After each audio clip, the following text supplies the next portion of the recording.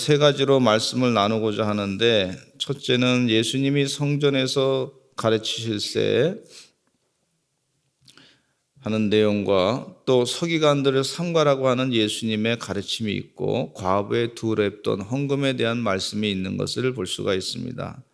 먼저는요, 예수님이 성전에서 가르치실 때 대답하여 말씀하시기를 서기관들이 그리스도를 다윗의 자손이라 하느냐, 그렇게 예수님께서 질문을 던지신 것을 볼 수가 있어요. 그러면서 예수님께서 그 다윗이 성령에 감동되어 친히 말한 것이 있는데, 다윗이 주라고 한 사람이 누군지 아느냐, 그런 질문을 던지는 거예요. 시편 110편에 그 내용이 나와 있습니다. 다윗이 내 주께서, 다윗은 메시아를 주라고 한 것을 볼 수가 있어요. 근데 서기관들은 다윗을 너무 존경해가지고 메시아를 다윗의 자손 예수요 하고 그렇게 인정하면서도 다윗이 메시아를 주로 고백한 것은 인정할 수가 없었던 것을 볼 수가 있어요. 너무나 다윗을 존경하게 되고, 다윗이 아주 대단한 일을 했던 분이고, 이 시대에 다윗과 같은 인물이 나타나서 우리를 로마로부터 해방시켜 줬으면 좋겠다고 하는 그런 강렬한 염원이 이 유다의 백성들에게 있었던 걸 볼 수가 있고, 그러다 보니까 다윗을 너무 존경하다 보니까 다윗을 거의 신격화했던 것을 볼 수가 있어요. 근데 다윗을 메시아와 같은 존재로 그렇게 신격화하려고 하는 그런 모습들이 보였는데, 그 부분에 대해서 예수님이 가르쳐 주시기를, 그러면 다윗이 메시아라고 불렀던 내 주님이 누군지 아느냐, 이렇게 물은 거예요. 그래서 이 서기관들의 그 얘기를 이제 사람들이 들으면서 어떻게 다윗이 그리스도를 주라 했는데 다윗의 자손에서 메시아가 나오느냐, 그의 자손이 어떻게 그게 되겠느냐, 다윗의 자손 메시아라고 하는 것은 맞지만은 그러나 어떻게 그의 자손이 되겠느냐, 이렇게 반문한 걸 볼 수가 있어요. 상당히 논리적으로 지금 서기관들이 얘기하는 게 옳지 않다는 그런 표현을 하고 있는 것을 볼 수가 있습니다. 그러니까 이 부분은 성령이 충만해야 알 수 있는 내용이라는 것입니다. 하나님의 영으로 가득 차야 이 부분에 대해서 예수님을 메시아로 주로 다윗이 고백했는데, 다윗은 성령이 충만해서 예수님을 메시아로 주로 분명히 고백한 내용이 있는데, 우리 서기관들도 성령이 충만해서 예수님을 메시아로 주로 고백하라, 그런 얘기예요. 예수님은 이 서기관들이 예수님을 메시아로 고백하지 않으려고 하니까, 성령이 충만하지 않으니까 예수님을 메시아로 고백하지 않으니까 결국은 여기에 큰 영적인 모순이 서기관들에 있는 걸 볼 수가 있단 말이죠. 성령님은 어떤 분이시냐면요, 우리를 예수님을 메시아로 고백할 수 있게 해주시는 분이에요. 우리의 죄가 무엇인지 알게 해주시는 분이에요. 예수님으로는 우리의 죄를 예수님의 그 십자가의 보혈로 많이 씻길 수 있는 것을 가르쳐 주시는 분이에요. 그리고 성경 말씀이 진리임을 분명히 가르쳐 주시는 분이 바로 성령님이시란 말이에요. 이 성령의 은혜 아니면 이 부분을 알 수 없는 것을 예수님께서 가르쳐 주고 계신 걸 볼 수가 있어요. 예수님이 메시아시고 하나님의 아들이시고, 그런데 그 앞에 메시아가 하나님이신 그분이 앞에 있으면서도 성령이 충만하지 않으니까 그분에 대해서 고백 못하는 거예요. 이게 참 안타까운 얘기죠. 옛말에 낯 높고 기역자도 모른다고 하는 얘기가 있어요. 기역자, 낯이 있는데 낯을 이렇게 보면서 기역자란 말이죠, 그게. 근데 낯으로만 보고 있지 그 기역자다라고 하는 것으로는 풀 수 없는 걸 볼 수가 있어요. 이게 하나님의 영으로 가득 차야 제대로 메시아를 주로 고백할 수 있는 거예요. 주는 그리스도시요 살아계신 하나님의 아들이십니다 고백하게 하신 것은 예수님이 가르쳐 주시기를 바요나시모나, 그것은 사람이 가르쳐 준 것이 아니라, 혈육에서 나온 것이 아니라 그 고백은 하나님으로부터 나온 것이다, 이렇게 말씀해 주고 있어요. 하나님의 영으로 그것을 고백할 수 있는 것이다. 주는 그리스도시요 살아계신 하나님의 아들이십니다. 이런 고백은, 그건 사람의 혈육에 의해서 나온 것이 아니고 하나님의 영으로 하나님이 가르쳐 주신 것이다, 이렇게 예수님께서 말씀해 주고 계시는 걸 볼 수가 있어요. 여러분, 예수님께서 십자가에 못 박혀 돌아가셔서 내 죄를 사해 주셨습니다. 이 은혜를 깨닫는 것은요, 하나님의 영으로 깨닫게 되는 줄로 믿습니다. 그 부분을 지금 예수님께서 가르쳐 주고 계신 걸 볼 수가 있어요. 저도 공부를 하는데 선생님이 아무리 설명해도 뭔 말인지 모르겠는 게 있어요. 아주 설명해도 뭔 말인지 뭔 말인지 모르다가 갑자기 어느 순간에 갑자기 그거 아니고 다른 방법으로 탁 말씀하시는데 금방 알겠더라고. 내가 뭐가 잘못됐는지 금방 알겠더라고. 그래서 그 순간에 이 아무리 알려줘도 배우려고 해도 안 되는 것이 있는데 직관으로 탁 알게 하는 게 있더라고. 그게 하나님의 영의 역사다, 그 은혜의 역사다 하는 생각이 들더라고. 예를 들자면 이 음악에 보면은요, 절대음감이라는 게 있어요. 절대음감. 음이, 그 사람이 이게 도레미파솔라시도 하는데 이 피아노 없이도 절대음감으로 딱 잡는 사람들이 있어. 주로 바이올린을 치는 사람들이 그런 능력이 있는데, 그건 배워서 되는 게 아니라 직관적으로 확실하게 확 알게 돼야 그게 알려지는 것을 볼 수가 있어요. 하나님을 아는 것 자체도 믿음으로요 확 알게 되는 그런 은혜 역사가 있는데, 그건 직관이라고 세상에서는 많이 얘기하는데, 저는 이 말씀 가운데 보면 앞에 예수님이 계신데, 하나님이 아들이 계신데, 하나님과 본질상 같으신 분이 계신데, 그분을 메시아로 아직도 인정하지 못하는 게, 그건 하나님의 영으로 그들이 감동이 안 됐기 때문에 그런 것이다, 그렇게 볼 수가 있어요. 자꾸 육체적으로만 파악하고 하려고 하는, 예수님을 자꾸 다윗의 자손이다 그런 쪽으로만 자꾸 마음에 두고자 하니까 예수님께서 서기관들을 불러가지고 다윗의 자손이라 그러는데, 다윗은 상당히 존경하는데 다윗이 내 주요라고 고백한 그분에 대해서는 왜 고백하지 않느냐, 논리적으로 그렇게 예수님께서 가르쳐주고 계신 걸 볼 수가 있어요. 영적으로 변화되기를 바란다, 그런 메시지를 주시고 있습니다. 여러분, 우리가 기도하실 때 주여 저의 지혜 없음을 깨우쳐 주시옵소서, 자꾸 그렇게 기도하시기를 간절히 축원합니다. 성령이 충만해서 예수님의 그 사랑을 깊이 깨닫게 해 주시옵소서. 나의 주님 되신 주님을 온전히 따라가게 해 주시옵소서. 그렇게 기도하시기를 간절히 축원합니다.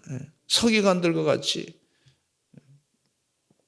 어리석은 판단하지 아니하고 주님을 성령의 충만함으로 온전히 바라보고 십자가를 볼 때마다 마음에 하나님 말씀을 마음에 새길 때마다 주님께서 말씀하셨습니다. 하나님의 영으로 깨우침 받는 은혜 귀한 종들이 다 되시기를 간절히 축원합니다. 두 번째는요, 서기관들을 삼가라 그랬는데 그 예수님께서 38절로부터 40절 말씀에 서기관들에 대한 잘못된 판단에 대해서 말씀하시면서 서기관들의 잘못된 행동에 대해서 또한 지적하고 계신 것을 볼 수가 있어요. 서기관들이 말이죠, 긴 옷을 입고 다니는 것과 시장에서 문안 받는 것과 회당의 높은 자리와 잔치의 윗자리를 원하는 서기관들을 삼가라. 그들의 행동처럼 그렇게 따라가지 말아라. 예수님이 가르쳐주고 계신 것을 볼 수가 있어요. 그들은 과부의 가산을 삼키고 외식으로 길게 기도하는 사람이다. 그래서 그 받는 판결이 더욱 중할 것이다. 그렇게 말씀해 주고 있어요. 여기 큐티에 보면은요, 홍정의 서기관 약사의 회개라고 하는 제목으로 이 간증이 있는 것을 볼 수가 있는데, 이분은 코로나 때문에 온종일 그 마스크를 끼고서 사람들과 대화를 하게 됐단 말이죠. 근데 어르신들이 말이죠, 귀가 잘 먹으니까, 귀가 잘 안 들리시니까 이 약사는 또 생각해서 말하면서 큰 소리로 막 그냥 그분들에게 안 들리니까 큰 소리로 자꾸 소리를 냈단 말이죠. 근데 이게 단골 손님들이 와서 보니까 그 이 약사가 큰 소리로 소리 내는 것 자체를 보면서 소통이 잘 안 되니까 그 어르신들도 화가 나가지고 왜 나를 무시하느냐고 막 그냥 뭐라고 하니까 말이죠. 옆에 단골 손님들이 와서 보니까 마치 싸우는 것 같다.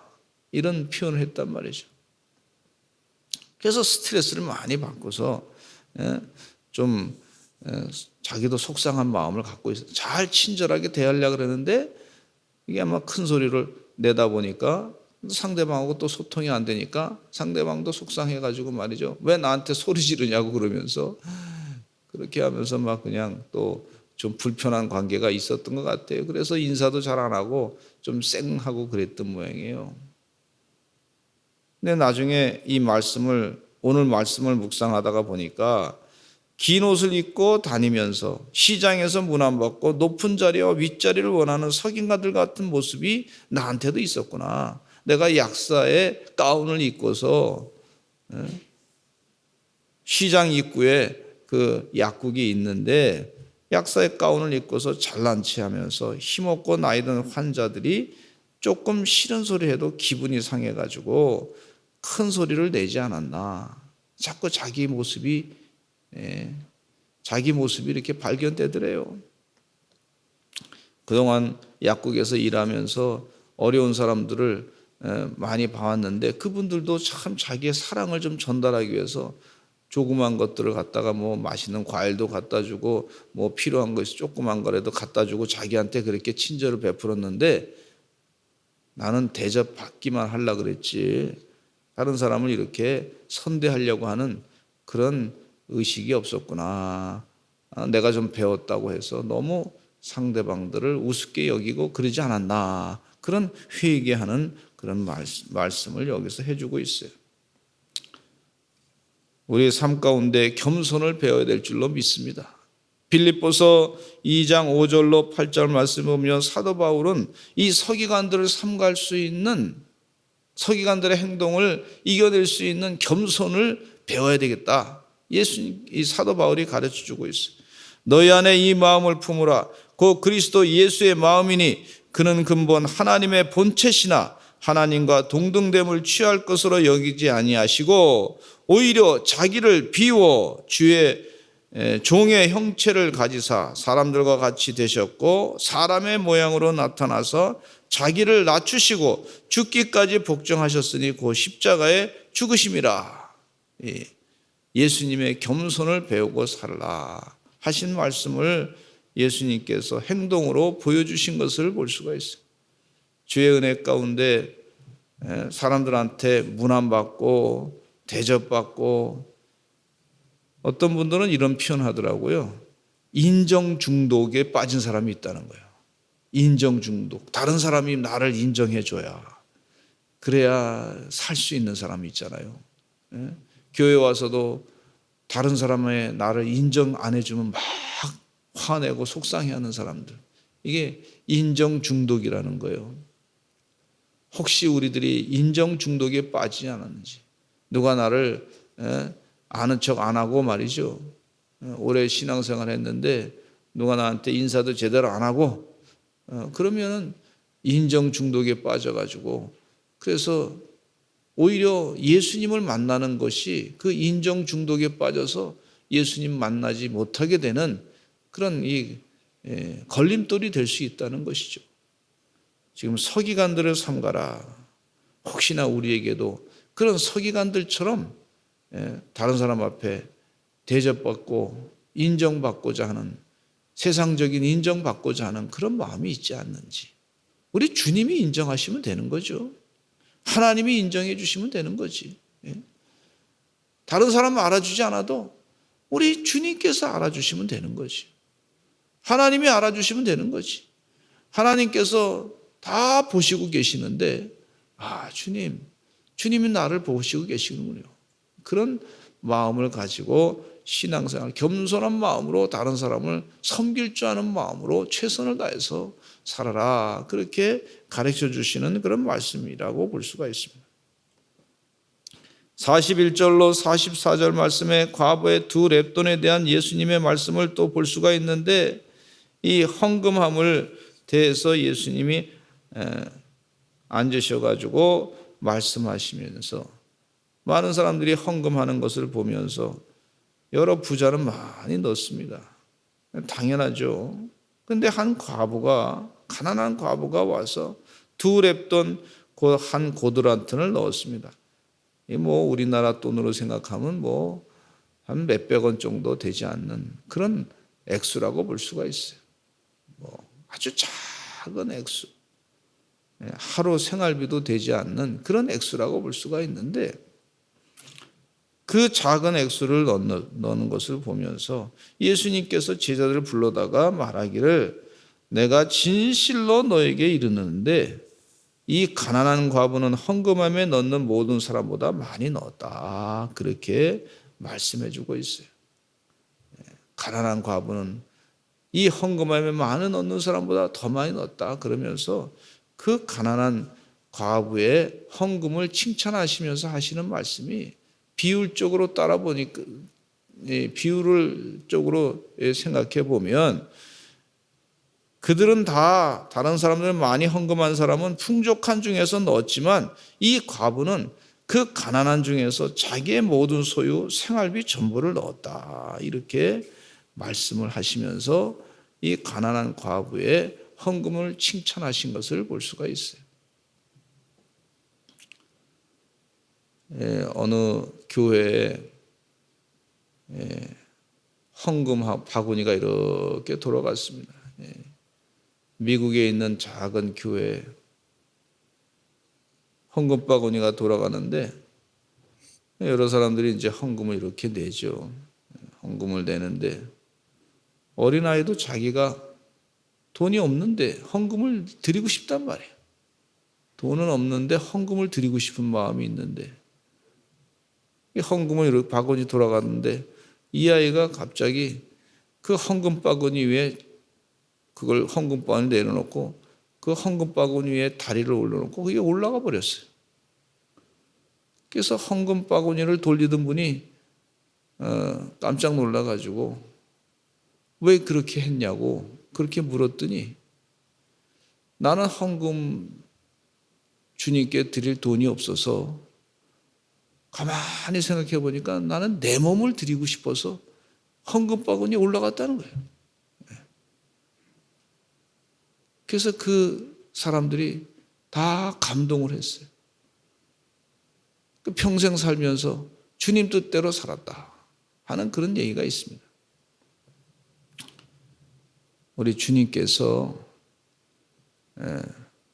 헌금 가운데 형식적인 헌금은 원치 아니하시고 우리 모든 것을 다 바치는, 마음과 뜻과 정성과 힘을 다해서 주님을 사랑하는 그 헌금을 기뻐 받으시는 줄로 믿습니다. 지금 그 말씀 하시는 거예요. 주의 은혜 가운데 모든 헌신을 잘 감당하시는 우리 사랑하는 귀한 성도들 되시기를 간절히 축원합니다. 그래서 주님으로부터 칭찬받는 우리 주님의 마음이, 내가 그렇게 많이 축복 안 했는데 헌금할 때 보니까 우리 하나님께서 부담을 가질 정도로 헌금하신 분들이 계시더라고. 아니 그렇게 많이 헌금해서 어떻게 사시려 그러나, 하나님께서 부담 가질 정도의 헌금을 하시는 그런 분도 계시더라고요. 우리 교회 성도님들이 다 주님께 기쁨이 되시는 그런 헌신생활 하시는 여러분 되시기를 간절히 축원합니다. 우리 다 같이 주여 많이 부르시고 통성으로 기도하겠습니다. 하나님 도와주시어서 우리의 헌신생활을 온전히 감당케 하여 주시고 또 기도 생활도 하나님 은혜 가운데 온전히 감당하게 하여 주시옵소서. 아버지 하나님, 이 어려운 코로나 시대에 믿음으로 다 이겨내게 하시고 주님의 뜻을 다 드러내게 하여 주시옵소서. 우리 다 같이 주여 많이 하시고 통성으로 기도하겠습니다. 주여